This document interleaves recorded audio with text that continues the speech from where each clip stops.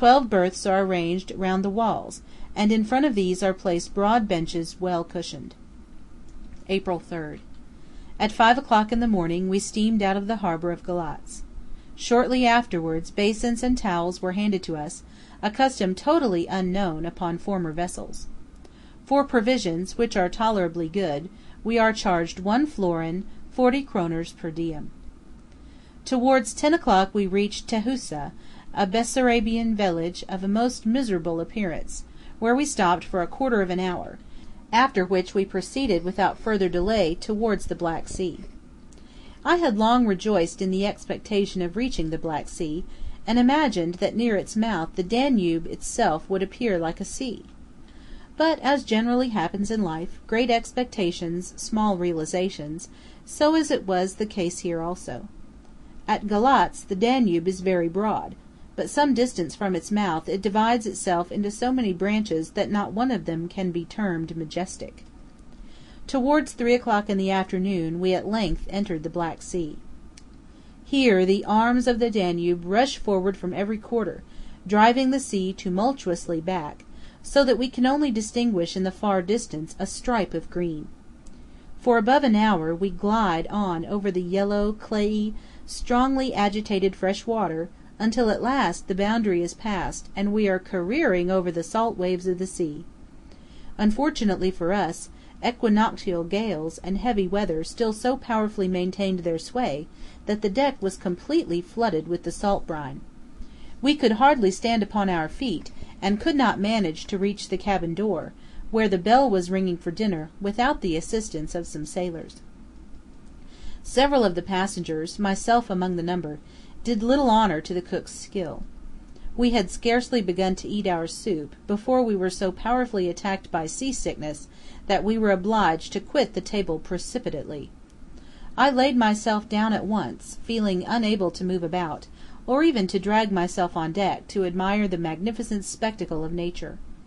The waves frequently ran so high as to overtop the flue of our stove, and from time to time whole streams of water poured into the cabin. April 4th. Since yesterday the storm has increased considerably, so that we are obliged to hold fast by our cribs to avoid being thrown out. This misfortune really happened to one of the passengers, who was too ill to hold sufficiently tight. As I already felt somewhat better, I attempted to rise, but was thrown in the same instant with such a force against a table which stood opposite, that for a long time I felt no inclination to try again. There was not the slightest chance of obtaining any sleep all night. The dreadful howling of the wind among the masts and cordage, the fearful straining of the ship, which seemed as though its timbers were starting, the continual pitching and rolling, the rattling of the heavy cables above us, the cries, orders, and shouting of the captain and his sailors, all combined to form a din which did not allow us to enjoy a moment's rest. In the morning, ill as I felt myself, I managed to gain the deck with the help of the steward, and sat down near the steersman to enjoy the aspect of that grandest of nature's phenomena, a storm at sea. Holding tightly on, I bade defiance to the waves, which broke over the ship and wetted me all over, as though to cool my feverish heat. I could now form a clear and vivid conception of a storm at sea. I saw the waves rush foaming on, and the ship now diving into an abyss, and anon rising with the speed of lightning to the peak of the highest wave.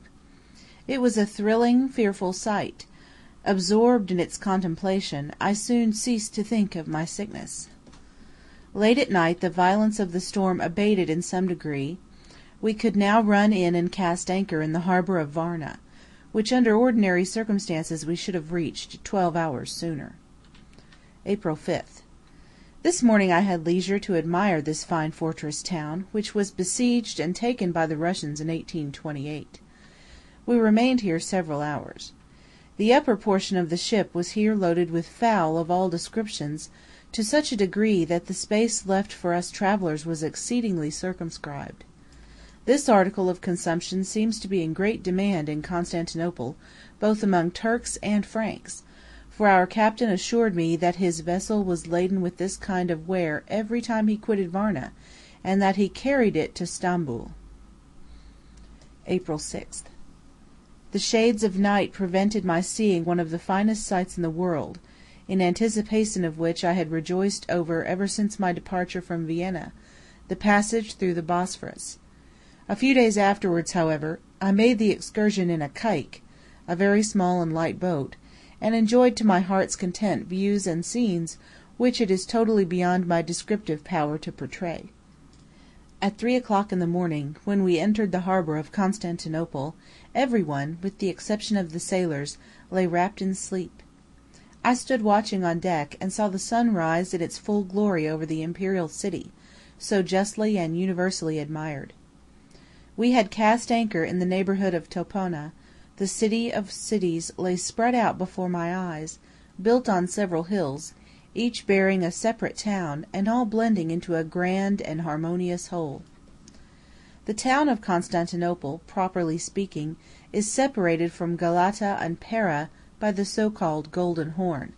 The means of communication is by a long and broad wooden bridge. Scutari and Bulgarloo rise in the form of terraces on the Asiatic shore. Scutari is surrounded within and without by a splendid wood of magnificent cypresses. In the foreground, on top of the mountain, lie the spacious and handsome barracks, which can contain 10,000 men. End of section 3.